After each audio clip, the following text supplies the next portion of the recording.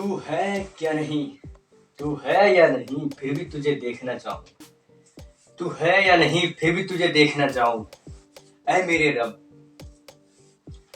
तू है या नहीं फिर भी तुझे देखना चाहूं। ऐ मेरे रब, हर पल सदा तेरी, हर पल सदा तेरी ही शरण में जाऊं। नमस्कार दोस्तों, स्वागत है आपका। जी हाँ दोस्तों, जैसा कि हमने आपसे कहा कि है या नहीं, विश्वास पूरा नहीं है फिर भी हम उसी की शरण में जाना चाहते हैं जिसको हम सर्वोत्तम मानते हैं, जिसको हम सर्वश्रेष्ठ मानते हैं। तो ये हमारा एक अपना नजरिया होता है। ये हमारे लिए लाभदायक भी हो सकता है, नुकसानदायक भी। ज्यादातर तो अगर हम मानते ही विश्वास नहीं करते हैं तो ये होता है हानिकारक। और जैसा कि हम जानते थे कि हम लगातार एक चीज पढ़ रहे हैं दोस्तों, मतलब हम एक बिंदु के बारे में लगातार जान रहे हैं काफी लंबे समय से, और वो है एक बड़ा विषय है साक्षात्कार। लगातार हम जान रहे हैं साक्षात्कार के बारे में। दोस्तों, साक्षात्कार एक ऐसा बिंदु है जिसे किसी परिभाषा की जरूरत नहीं है, किसी परिचय की जरूरत नहीं है, लेकिन फिर भी मैं आपके सामने इसके लगातार से लगातार एक से एक बिंदु आपके सामने प्रस्तुत करता हुआ आया हूं। आज लगभग हम आखिरी चरण में जा रहे हैं इसके परिचय के अंदर, कि साक्षात्कार का पहले तो आपको परिचय बताया, परिचय के अंदर दो बताई चीजें, संकल्पना बताई इसकी, और एक इसका परिचय बताया। इसके अंदर इसकी परिभाषा इत्यादि आई थी संकल्पना में, और इसके अंदर ये एक्चुअल में चीज क्या है वो आया था। ठीक है, इसके प्रकार बताए,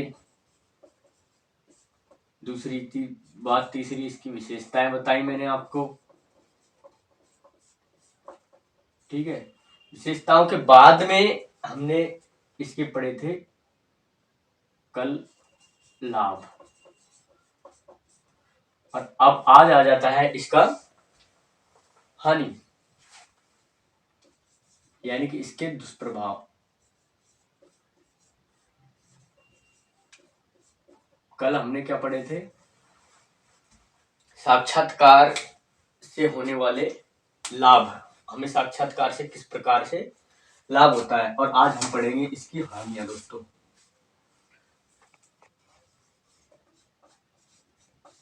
हानियां जब हम पढ़ेंगे, सबसे पहले कल मैंने भी आपको चर्चा करते करते चर्चा बता ही दी थी कि साक्षात्कार मुख्य रूप से एक निश्चितता यानी आत्मनिष्ठ प्रणाली है। नोट करते जाइएगा शब्दों को, टेक्निकल शब्द जिन जो भी है उनको मैं आपको अलग से समझाऊंगा। आत्मनिष्ठ विधि है, तो इस आत्मनिष्ठता के कारण इसमें क्या है, त्रुटि रहती है परिणामों में। सबसे पहला तो यही है, आत्मनिष्ठता के कारण परिणामों में त्रुटि होती है।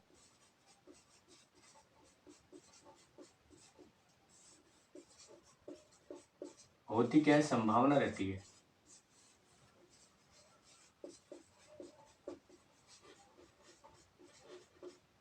ठीक है मित्रों, जिसको भी क्लियर नहीं दिख रहा है कृपया करके क्वालिटी बढ़ाएं और थोड़ा जूम करके देखें। ये चीजें बहुत महत्वपूर्ण है।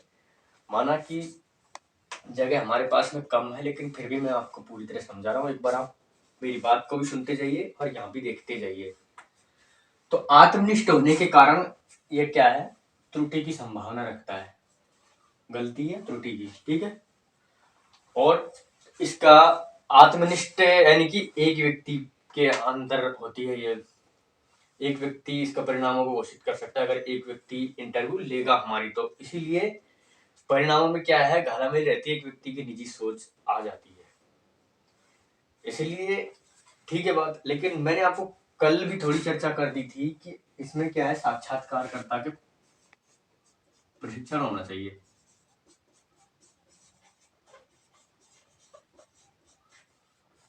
यानी कि साक्षात्कारकर्ता का प्रशिक्षण अगर नहीं होगा ना, यानी कि उसको आना तो चाहिए ना, प्रशिक्षण मतलब उसको आना तो चाहिए इंटरव्यू लेना। इसके अभाव में क्या होता है भाई, इसके अभाव में भी परिणामों में त्रुटि होती है, लेकिन किस प्रकार से जुड़े हुए होते हैं कि व्यक्तित्व का मूल्यांकन ही तो है ये, व्यक्तित्व का मूल्यांकन ही तो इंटरव्यू है ना।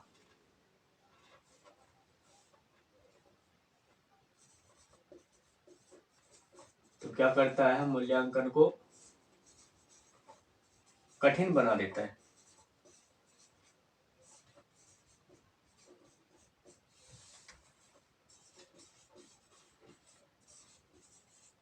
तकनीकी शब्दावली है, लेकिन फिर भी आप इसे समझने की कोशिश करेंगे जैसे कि मैं समझा रहा हूँ। यानी कि प्रशिक्षण के अभाव में अगर साक्षात्कारकर्ता का प्रशिक्षण नहीं हुआ है तो उसमें क्या है, यानी कि मुझे इंटरव्यू लेना ही नहीं आता है तो मैं सामने वाले व्यक्तित्व का कैसे करूंगा। अगर मेरे को सवाल करना था कि आप कंपनी के लिए क्या मेरे को सवाल करना था कि आप कंपनी के लिए क्या कर सकते हो, तो मैंने सवाल कर दिया कि आप क्या कर सकते हो। समझ रहे हैं आप, मुझे सवाल करना चाहिए था कंपनी के लिए क्या कर सकते हो, लेकिन मैंने सवाल कर दिया आप क्या कर सकते हो।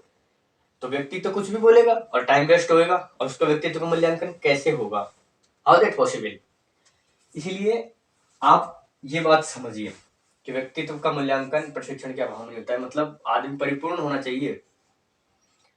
कल मैंने आपको उदाहरण भी दिया था कि अगर विकास देवीकीर्ति सर को आप देखेंगे, इतने इंटरव्यू उन्होंने लिए हैं तो उनका अनुभव बहुत ज्यादा हो गया है, और अब कोई भी आदमी विकास देवीकीर्ति सर की तरह इंटरव्यू ले पाएगा नहीं ना।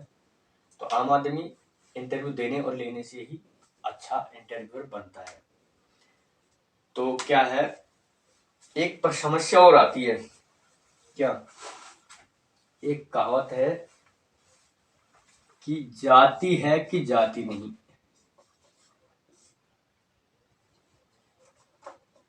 समझिए, आप देखिएगा एक बार चैनल पे पूरे वीडियो में तो कहीं ना कहीं मिलेगा आपको, यानी कि जाति ऐसी बीमारी है कि जाति नहीं,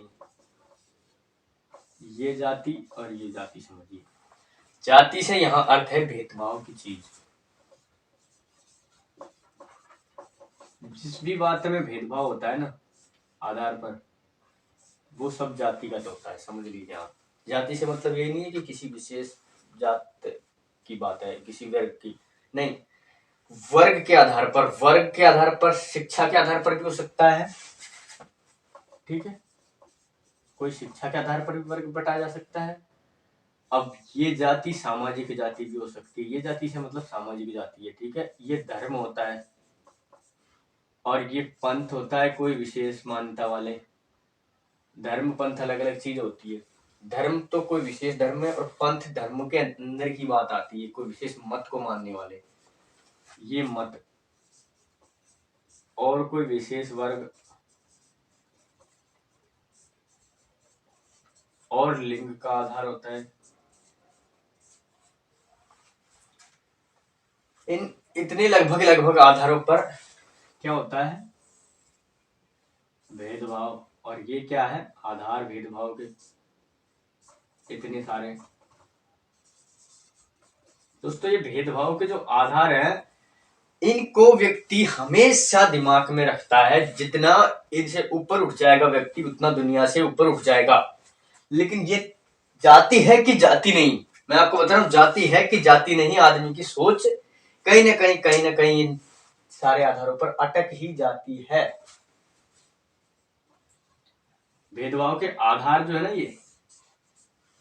ये सारे कहीं ना कहीं व्यक्ति के आ जाते हैं। तो इसका कहने का अर्थ ये है कि यहाँ पर ये बिंदु बन जाएगा कि भेदभाव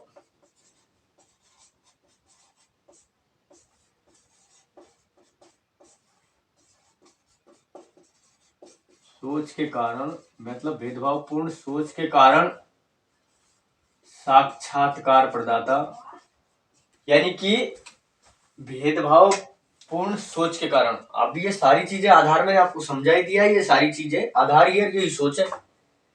ये चारों पांचों चीजें सोच है, यही आधार है। तो इस सोच के आधार पर साक्षात्कार प्रदाता, यानी कि साक्षात्कार देने वाला जो व्यक्ति है वो साक्षात्कारकर्ता को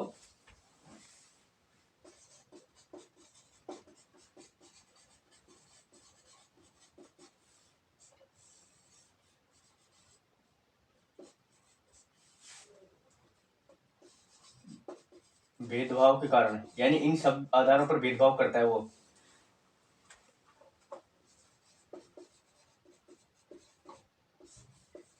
खुलकर जवाब नहीं देता है वो।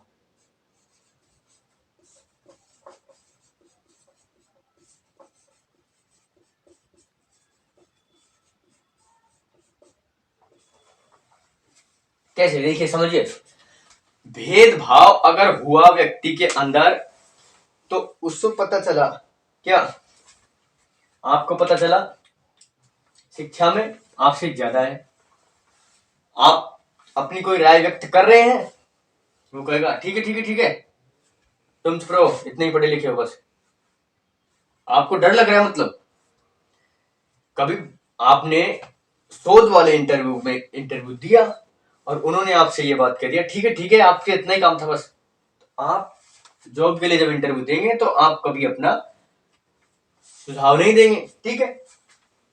जाति के आधार पर आपको पता चला कि ये तो उच्च वर्ग का है, हम निम्न वर्ग के हैं, या ये निम्न वर्ग का है, हम उच्च वर्ग के हैं, कुछ भी बात हुई तो ये तो सब जाति पे ले जाएगा। आपसे उन्होंने गलती से राजनीति पे बात कर दी, ठीक है, आपसे उन्होंने गलती से राजनीति पे बात कर दी, तो आप क्या कहेंगे कि सर ये तो आप जातिगत ले जा रहे हैं और हम अपनी सोच को यहाँ बताएंगे नहीं, क्योंकि आप वहां पे तो बता नहीं पाएंगे, लेकिन आपके मन में अंदर ये होगा कि ये तो बिल्कुल जातिगत आदमी है।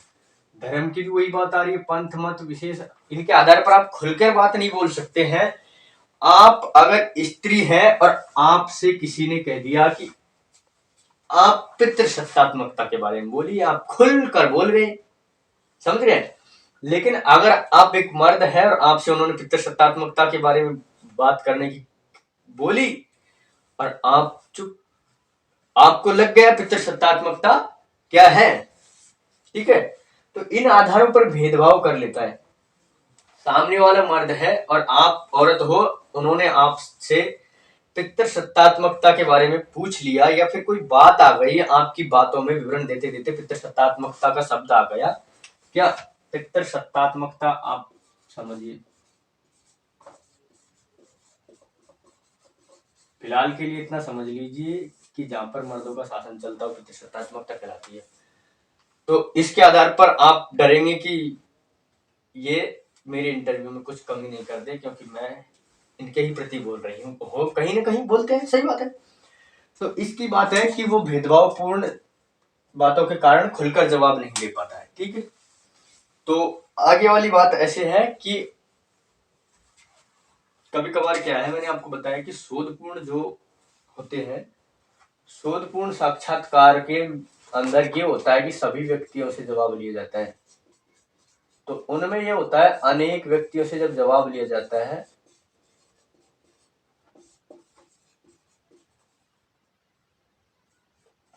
तो इसमें एक बात होती है,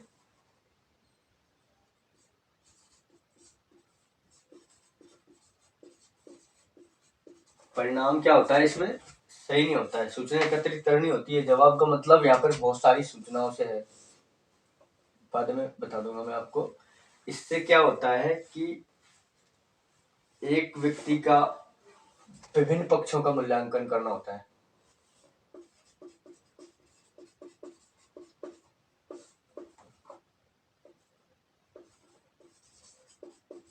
अधिक समय व्यस्त होता है।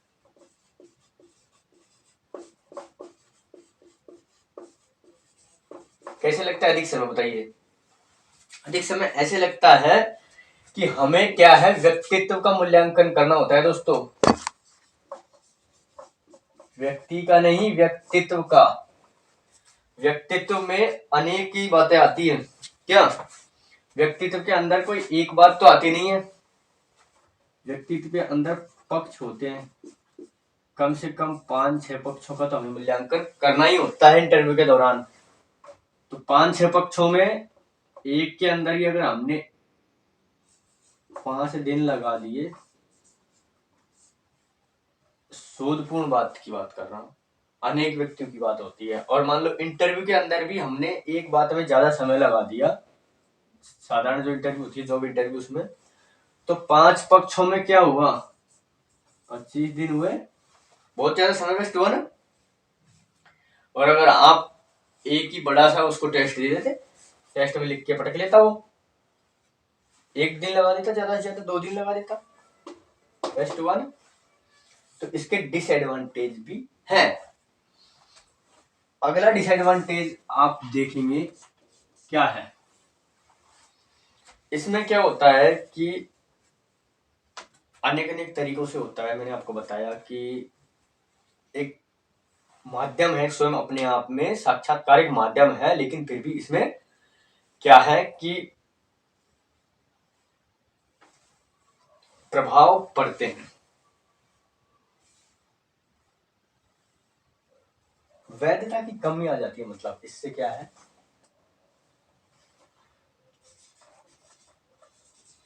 वैधता की कमी कैसे आ जाती है,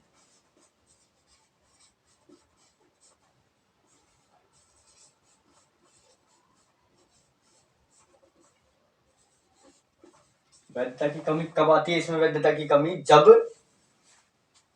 माध्यम तरीके का होता है ना, ऑनलाइन लिया, ऑफलाइन लिया, और कोई अंतःक्रियाएं, बातचीत चली, तो इसमें 2 बातें जान लीजिए आप एक बार, माध्यम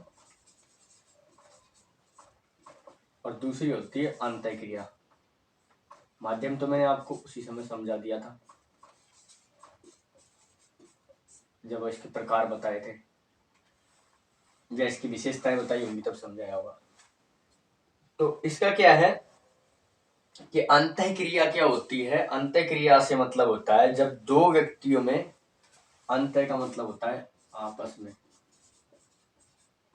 अब समझ में आया आपको, आपस में जब कोई क्रिया का मतलब बातचीत होती है, लेन देन होता है, विचारों का आदान प्रदान होता है, तो उसको कहते हैं अंतःक्रिया। तो अंतःक्रिया से क्या होता है, व्यक्ति दूसरे का स्वभाव जान जाता है। इंटरव्यूअर आपसे लगातार लगातार सवाल पूछ रहा है, कहां पर, इन भेदभाव की चीजों पर, आपके विपरीत पक्ष पर पूछ रहा है। कैसे, आप निम्न वर्ग से आते हो, एससी से, ठीक है, और वो आपसे लगातार सवाल कर रहे हैं कि साहब एससी के व्यक्ति हिंदू धर्म में विचारधारा क्या रखते हैं आजकल, और आप अच्छी तरह जानते हो क्या कि एससी वर्ग के लोग हिंदू धर्म में कम विश्वास करने लग गए हैं। एक किसी की जातिगत या धर्मगत बात नहीं कर रहा हूं मैं, सिर्फ ये आपको समझाने के लिए कह रहा हूं कि वो लोग किस ओर मुड़ रहे हैं, आप जान रहे होंगे। तो वो आपसे वही सवाल करेंगे, या फिर मैंने आपको पितृसत्तात्मकता वाली बात करी, तो आप जान जाओगे कि संकुचित सोच वाला आदमी है। तो अंतःक्रिया का प्रभाव पड़ा, तो क्या है कि माध्यम का और अंतःक्रिया का प्रभाव जब पड़ता है ना, माध्यम का प्रभाव कैसे पड़ता है, आपको बताता हूं।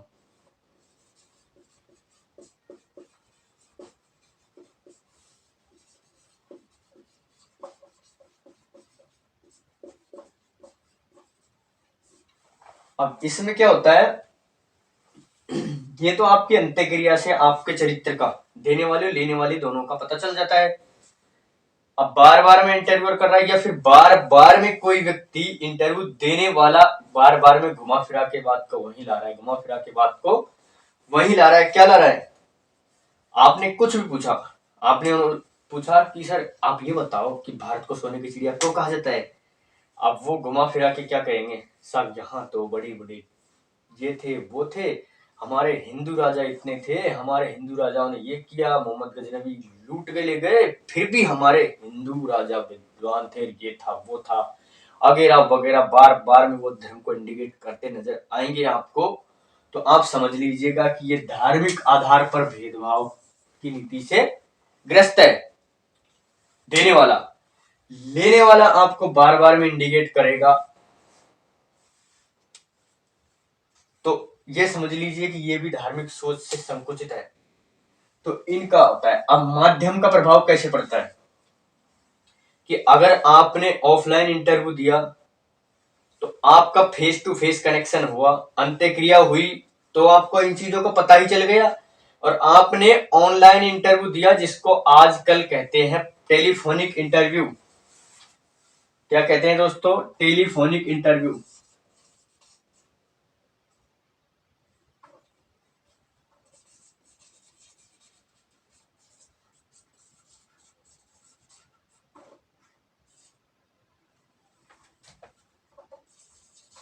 टेलीफोनिक इंटरव्यू का मतलब होता है कि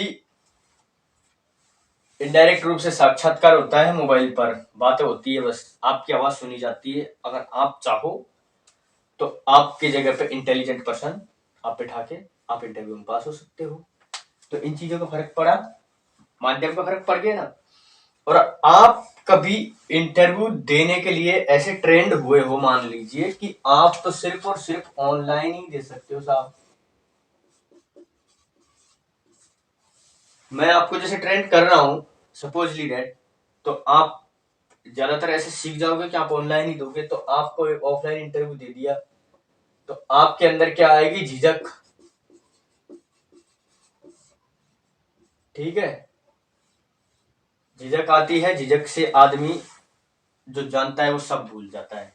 ये दूरी करने के काम कर रहा हूं मैं आपका। अभी देखे जाओ आप, इंटरव्यू शुरू हुआ है, ये बाद में टॉपिक शुरू करता मैं आपका अंत में, लेकिन फिर भी मेरा मानना यही है कि इस टॉपिक को यहीं स्थगित करके इंटरव्यू में क्या किया जाए वो थोड़ा जानने के बाद में कुछ और जान लेते हैं हम, इससे जुड़ी हुई चीजें उसके बाद में आपको बताते हैं, अन्य कौशल जानने के बाद में। ठीक है दोस्तों, तो माध्यम का फर्क पड़ गया कि इसके अंदर आदमी में कुछ कमियां रह जाती है, ऑफलाइन में कुछ कमियां ऑनलाइन में रह जाती है। ये होता है माध्यम, ऑनलाइन ऑफलाइन, या फिर आजकल तो वो भी चल गया। और इसमें माध्यम के अंदर ये संसाधन वगैरह भी आते हैं जिसमें प्रश्नों का तरीका लिख के प्रश्न ले जाते हैं, कैसे पूछते हैं, एक व्यक्ति से पूछते हैं नहीं पूछते हैं, कितनों से पूछते हैं। एक इंटरव्यू की तरह समझा थोड़ी रहा हूं मैं आपको, और भी बता रहा हूँ ना आपको। प्रकार जब बताए थे उन्होंने कहा था ना कि आपसे वो 5 प्रश्न पूछेंगे, 5 प्रश्न के आधार पर आपका चरित्र का निर्धारण करेंगे, या फिर अलग अलग व्यक्तियों से अलग अलग प्रश्न करेंगे, फिर भी आपका नहीं वो एक समस्या का समाधान करेंगे। ठीक है, तो ऐसा है दोस्तों, अनेक बातें वो देखते हैं। तो इसमें क्या आता है कि मान्यताओं के आधार पर वैधता की कमी आ जाती है।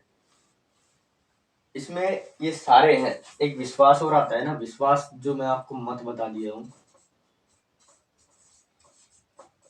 मतलब इसके आधार जो होते हैं ना, भेदभाव के आधार, उसकी बात है। मान्यता विश्वास ये मत के अंदर ही आ जाता है सब।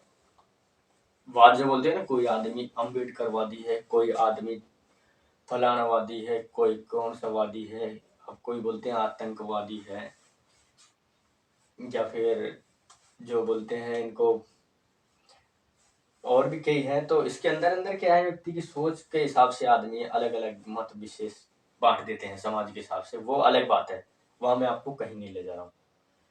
तो साक्षात्कार में और क्या क्या है कमियां, वो आपको इन्हीं के अंदर से एक दो छांट लेता हूँ। लेकिन फिर भी क्या होता है, कभी कभार जब हम साक्षात्कार देते हैं तो बातचीत के दौरान उसको हम लिख लेते हैं पहले, या फिर पहले से प्रश्न बनाते हैं। तो उससे क्या होता है कि प्रश्न गिनती के किए, मान लो आपने क्या, जो एक प्रकार मैंने आपको बताया था, और वो कौन सा था, शायद में अंतिम वाला था, चौथा है 5वां प्रकार। तो उसमें क्या होता था, 5 प्रश्न आपको करने होते थे उनसे, 5 प्रश्न या 10 प्रश्न जो भी है, और लिख के ले जाते थे। आपने उनसे ये जवाब पूछा कि आपके हिसाब से सचिन तेंदुलकर अच्छे क्रिकेटर है या विराट कोहली। तो आपने तो ऑप्शन ही दे दिया उनको, क्या प्रश्न पूछा, अब वो अपना और कुछ बता पाएंगे? अब उनके हिसाब से अच्छा क्रिकेटर अगर रोहित शर्मा हो तो वो क्या आपको जवाब देंगे? नहीं होगा ना। तो ऐसा होता है कि कभी कभार जो क्या है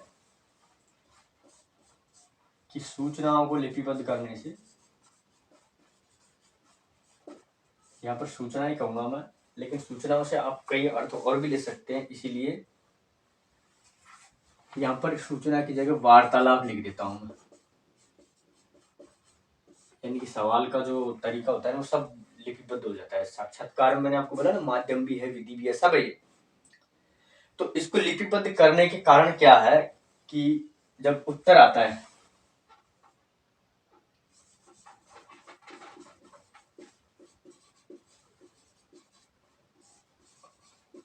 जब इसका उत्तर आता है तो उत्तर में क्या होता है कि व्यक्ति पूरी तरह जवाब नहीं दे पाता है, गोल गोल घुमाता है।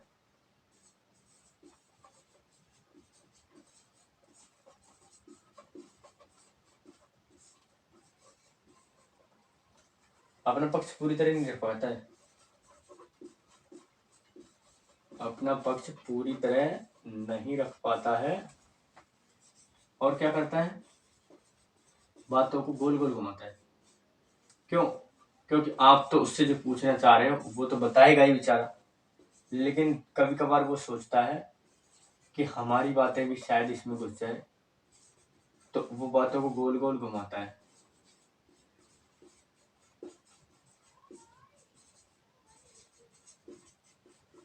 अब आपको समझ में आ रहा है कि आदमी की सोच कहाँ तक डिपेंड होती है। ये सारी चीजें अगर इसमें आप इंडिकेट कर दोगे ना सूचना में कहीं भी, अगर एक संकुचित सोच वाला व्यक्ति, इन भेदभाव को मानने वाला व्यक्ति इंटरव्यू लेने के लिए तैयार हो जाए, इंटरव्यू लेने अगर लग जाएगा तो उसका क्या होगा, पहले से प्रश्न ऐसे बनाएगा जो इनमें आदमी के उनकी खुद की सोच के हों, तो उससे क्या होगा, व्यक्ति कुछ जवाब दे पाएगा, सामने वाला नहीं दे पाएगा, उसकी सोच नहीं आ पाएगी, उसका व्यक्तित्व का निराकरण नहीं हो पाएगा। और इसका उद्देश्य हमारा क्या है साक्षात्कार का, व्यक्ति का चरित्र निर्धारण करना, वो नहीं हो पाएगा। और वो क्या होता है, खुद को बचाने की कोशिश करता है, फिर इसमें ऐसी स्थिति में खुद को बचाने की कोशिश करता है। कौन? साक्षात्कार करता, प्रदाता करेगा।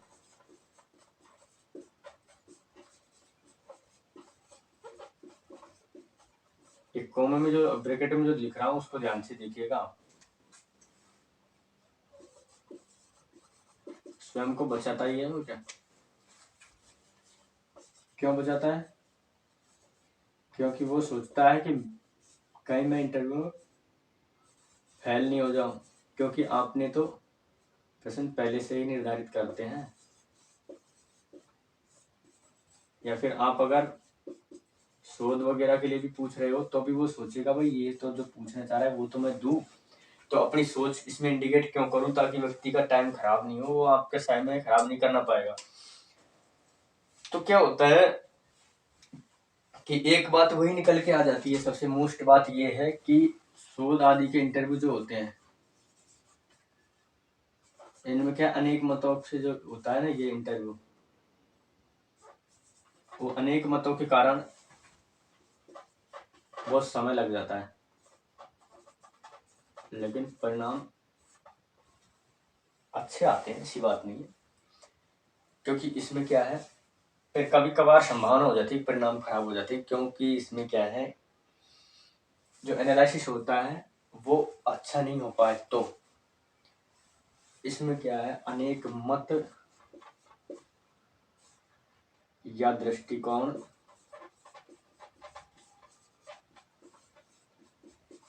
दृष्टिकोण भी कह सकते हैं, अलग अलग बातें हैं दोनों, समझाऊंगा। दृष्टिकोण समझा दिया था आपको, मत भी समझा दिया, आज आपको ध्यान से देखिएगा एक बार। तो परिणामों में क्या कठिनाई रहती है,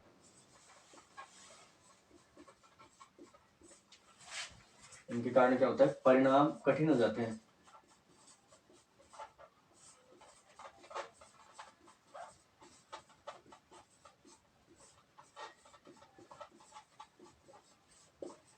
ठीक है, मैं आपको लगातार समझाता जा रहा हूँ,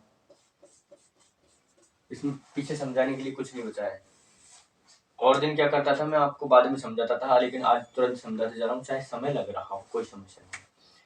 तो क्या होता है कि शोध के इंटरव्यू होते हैं, समस्या समाधान का इंटरव्यू होता है, प्रकारों के आधार पर आप देख लीजिएगा। हर बार प्रकारों के आधार पर निर्धारण करना जरूरी नहीं होता है। इंटरव्यू एक मोटी चीज है, उसके प्रकार हमने जरूरत के हिसाब से निर्धारित किए हैं, इसीलिए इनकी हानियों के आधार पर भी कुछ प्रकार निर्धारित कर दें तो कोई समस्या नहीं है, कुछ लाभों के आधार पर भी निर्धारित कर दें तो कोई समस्या नहीं है। उपयोग के आधार पर तो करते ही है सभी। तो इसमें क्या होता है, परिणामों में वो होता है कठिनाई, क्यों कि शोध आदि के इंटरव्यू में अलग अलग सोचों में लोग जवाब देते हैं, अलग अलग मतों में लोग जवाब देते हैं, तो बहुत एनालिसिस करता है, बहुत पढ़ना पड़ता है। और अगर आप अध्ययन करोगे तो, अगर प्रमाणों का अध्ययन करोगे ना तो आपको कम समय लगता है दोस्तों। प्रमाणों का जब अध्ययन करोगे तो कम समय लगता है, क्योंकि प्रमाण ठोस चीजें होती है, तथ्यों के आधार पर आप बात करोगे तो। लेकिन अगर आप लोगों की सोच पे बात करोगे ना तो उसमें समय लगता है आपको, लेकिन आपको परिणाम अच्छा आता है। जब शोध करते हैं ना, शोध तो दोनों ही चीजें लेकर चलनी पड़ती है, तथ्य भी लेकर चलने पड़ते हैं और दृष्टिकोण भी लेकर चलने पड़ते हैं सभी के। तो क्या है, भेदभाव की समस्याएं रहती है, कैसे अभी समझाते हैं। परिणामों में भेदभाव की समस्याएं कैसे रहती है, ये तो आप सभी जानते हैं। होता नहीं हो सकता है कि भेदभाव जब एक ही व्यक्ति पे निर्धारित रहता है,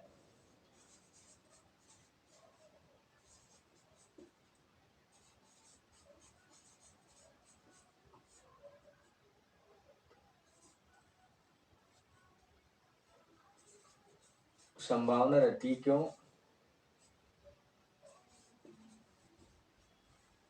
क्योंकि इसमें क्या होता है, भेदभाव की समस्या क्यों रहती है, उसमें नीचे वाले पॉइंट हम देख लेते हैं। क्योंकि इसमें क्या है, सिर्फ मौखिक ही तो होती है ये,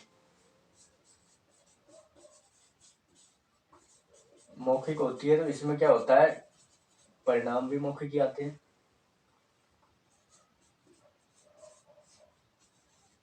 डेटाबेस जो जाता है आजकल तो सिर्फ लिखित भी जाने लग गया, कोई दिक्कत नहीं, लेकिन मौखिक में आपको किसी को हिसाब नहीं देना होता है कि आपने किसी से क्या प्रश्न पूछा और आपने किस आधार पर नंबर दिए। आपका अगर कैमरा भी रिकॉर्ड हो रहा है ना, तो वॉइस कैमरा रिकॉर्ड कोई चेक नहीं करेगा आपका, और ऐसा हो रहा है तो उसकी कोई बात नहीं है। आजकल बड़े इंटरव्यू में होने लग गया। पहले ये आपने सुना होगा कि टीचिंग के लाइन में इंटरव्यू बंद कर दिए, वो इसीलिए बंद कर दिए। भाई भतीजावाद का नाम सुना है आपने कभी, भाई भतीजावाद, उसका मतलब यही होता है। भाई भतीजावाद जो होता है ना, उसका मतलब होता है कि अपने लोगों को लगाना, अपने लोगों का पक्ष करना। इससे क्या होता है कि इसमें इंटरव्यू में ज्यादातर यही चलता था, भाई भतीजावाद। क्योंकि अगर इंटरव्यू देने आया का आपकी जानकारी ऑलरेडी थी, आप इंटरव्यू ले रहे हैं, आपने देखा कि बच्चा ठीक है, अपना जानकार है, जाने दो, तो इसमें ऐसा ही हो सकता था। क्योंकि इसमें एक ही व्यक्ति परिणाम का जवाब देता था, और आजकल अगर बताना भी पड़ रहा है आपको, तो आपके पास में कोई जांच कमेटी ये नहीं बोलेगी कि आपने उसको प्रश्न तो पूछे, लेकिन उसकी किस स्केल पे दे दी है, आप उसमें लिख दोगे, लेकिन इस प्रश्न का किस तरह उसने जवाब दिया ये आप नहीं लिख सकते वहां पर। जैसे आपसे उन्होंने कहा कि डॉक्टर बी.आर. अम्बेडकर सिर्फ दलितों के नहीं, पूरे भारत के नेता थे, कैसे कह सकते हैं आप। आपसे इंटरव्यूअर ने पूछा, आपने कहा कि सर नहीं, उन्होंने दलितों के लिए ही काम किया है, लेकिन आपकी पहले जानकारी थी वहां पर, ठीक है, सपोजली दैट उन्होंने आपसे पूछा कि पूरे भारत के नेता है डॉक्टर अम्बेडकर, पूरे भारत के लिए अच्छा काम किया उन्होंने, लेकिन आपने सिर्फ जवाब क्या दिया कि वो तो पूरे भारत के नहीं, सिर्फ दलितों के ही नेता है। लेकिन आपकी जानकारी थी, उन्होंने क्या लिखा वहां पर, उन्होंने लिख दिया कि व्यक्ति का दृष्टिकोण एकदम सही है, बिना भेदभाव पूर्ण है। उन्होंने जो पूछा उसका जवाब ये पैरामीटर बनाते जाते हैं, वहां पर 4 पैरामीटर होते हैं, 1 2 3 और 4 के अंदर पैरामीटर होते हैं। ऐसे तो चौथे पैरामीटर तक कर देंगे तो ठीक है साहब, बेस्ट किया है। असंतोषजनक, संतोषजनक, उत्तम और अति उत्तम, ऐसे ही होता है उत्तर। पहले क्या होता था, साइकोलॉजी आती थी ना टीचर के एग्जाम में और भी एग्जामों में, तो वो साइकोलॉजी भी इसी प्रकार की आती थी, इसलिए इसमें कठिनाइयां हो सकती है, मौलिक नहीं होता है पूरा, मौलिकता में कमी रह जाती है। अर्थात साक्षात्कार पूरी तरह निर्भर करता है किस पर, एक व्यक्ति पर, पूरी तरह व्यक्तिगत है, ये व्यक्ति पर तो निर्भर करता ही है ना, तो व्यक्तिगत माना जाएगा ना। अब व्यक्तिगत है तो इसके सारे प्रभाव जो भी है, तो इसीलिए इसको क्या कहा जाता है, इसलिए साक्षात्कार को क्या कह सकते हैं हम, पहले भी हमने पढ़ा है कि ये पक्षपात पूर्ण हो सकती है, तो इसको पक्षपात पूर्ण विधि कहा जाता है। क्या भेदभाव, इतनी सारी संभावनाएं रहती है इसमें, तो इसको क्या कहा जाता है, भेदभाव पूर्ण नीति विधि। व्यक्तिगत मूल्यांकन की तो विधि है ना, माध्यम तो है ही है, लेकिन फिलहाल में तो हम विधि की बात कर रहे हैं, व्यक्तिगत विधि की, तो भेदभावपूर्ण विधि, ठीक है। इसके अलावा दोस्तों जो इसमें हम बात करें तो ये सारी बातें घूम फिर के व्यक्ति की सोच पर आ जाती है, इसीलिए आप 100 बातों की एक ही बात समझ लें तो बेहतर है कि अगर इंटरव्यू लेने वाला पक्ष और देने वाला पक्ष दोनों में से किसी एक की सोच संकुचित हुई दोस्तों, संकुचित सोच इन्हीं आधार पर होगी, शिक्षा के आधार पर, जाति के आधार पर, धर्म के आधार पर, पंथ, मत, वर्ग विशेष के आधार पर, लिंग के आधार पर, विश्वास और दृष्टिकोण, आस्था के आधार पर, ये सब इन्हीं में आ जाते हैं। और इन आधारों पर अगर व्यक्ति की सोच में संकुचितता आ जाती है, सोच छोटी है मतलब व्यक्ति की, तो इंटरव्यू में दिक्कत ही दिक्कत है। व्यक्ति अगर राष्ट्र की भावना नहीं रखता है, सर्व भलाई का काम नहीं करता है, खुद का करता है, तो भी है, मतलब हर तरीके से व्यक्ति अगर छोटी सोच का है तो उसमें इंटरव्यू मजेदार नहीं रहती है। अन्यथा इंटरव्यू ऐसी चीज है दोस्तों जिससे व्यक्ति का सचमुच में ही व्यक्तिगत निर्धारण होता है, इंटरव्यू से व्यक्ति का व्यक्तिगत निर्धारण होता है, ये बिल्कुल पक्की बात है। हानियों के आधार पर आप बच जाइए, लाभों को भी आप देखिएगा, ठीक है। एक ध्यान रखिएगा कि दो पक्ष होते हैं, एक तो लेने वाला होता है और एक होता है देने वाला, तो दोनों पक्षों में से अगर एक भी पक्ष भेदभावपूर्ण बात कर गया तो आपका इंटरव्यू असफल है। एज ए इंटरव्यू उद्देश्य, पर्पज, इंटरव्यू का पर्पज होता है बिना भेदभावपूर्ण हो, और दूसरी बात होती है इंटरव्यू के उद्देश्य, शायद मैंने आपको नहीं बताया होगा, लेकिन एक बार 2-3 आप नोट कर लीजिएगा। इंटरव्यू का उद्देश्य होता है पहला तो कि भेदभाव मिटाना, परिणाम अच्छे हों, व्यक्ति का व्यक्तिगत निर्धारण हो, उसकी मतलब जो व्यक्तिगत विशेषताएं हैं वो दिखें, और अच्छे व्यक्ति का चुनाव हो, उचित पद के लिए उचित व्यक्ति का चुनाव हो, ठीक है। और समस्या का समाधान हो तो उचित समाधान हो, उचित खोज हो। तो दोस्तों ये थी कुछ मूल साक्षात्कार की हानियां। एक बार आप फिर से देख लीजिए कि आत्मनिष्ठ है तो परिणाम में त्रुटि होती है, साक्षात्कार प्रशिक्षण के अभाव में, ये लेने वाला जो प्रशिक्षण है उसके अभाव में गलतियां हो जाती है, भेदभावपूर्ण है, वैधता की कमी हो जाती है, भेदभाव के कारण ही माध्यम और अंत्यक्रिया का प्रभाव पड़ता है, ठीक है। सूचनाओं और वार्तालाप के कारण ये क्या है, लिपिबद्ध करने से कुछ समस्याएं इसमें आ सकती है, और अपने आप को बचाने की कोशिश करता है देने वाला। इसी के कारण शोध आदि में अनेक प्रकार के दृष्टिकोण होते हैं, इसलिए बहुत समय लग जाता है। परिणामों में भेदभाव की संभावना होती है, मौखिक होती है, इसीलिए व्यक्तिगत भी होती है, व्यक्तिगत के कारण ही भेदभावपूर्ण होती है, ठीक है दोस्तों। ये थी कुछ मोस्ट हानियां इसकी। अब इसमें मैंने आपको उद्देश्य भी 1-2 बता दिए हैं, जरूरत पड़ेगी तो आप कमेंट करिएगा, इसके उद्देश्य अलग से मैं आपको बताऊंगा। इसके अलावा अगर मेरे हिसाब से आप माने तो ये यहीं पर रुकना चाहिए, टॉपिक एंड नहीं है, रुकना चाहिए। क्योंकि आगे के जो कौशल है वो सब इंटरव्यू से जुड़ेंगे। उनको इंटरव्यू से जोड़ने के बाद में आपको बताऊंगा कि इंटरव्यू के समय पे क्या करना चाहिए, इंटरव्यू के बाद में क्या करना चाहिए, इंटरव्यू से पहले हमें क्या करना चाहिए, इंटरव्यू क्या चीज है वगैरह वगैरह सब हो गया। इंटरव्यू क्यों महत्वशाली है सब हो गया। मैं तो शायद आपको नहीं बताया होगा और बता दूंगा मैं उसी समय पे, लेकिन अब इंटरव्यू की बेसिक थ्योरी हो गई।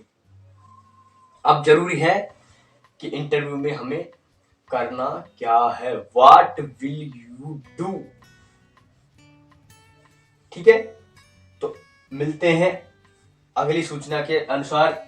आप इंटरव्यू को आगे बढ़ाना चाह रहे हो या फिर कुछ और पढ़ के इंटरव्यू को कनेक्टेड करना चाह रहे हो, जैसे भी आपकी मर्जी है आप बता दीजिएगा। इन्हीं शुभकामनाओं के साथ में लेते हैं आपसे विदाई। नमस्कार, धन्यवाद।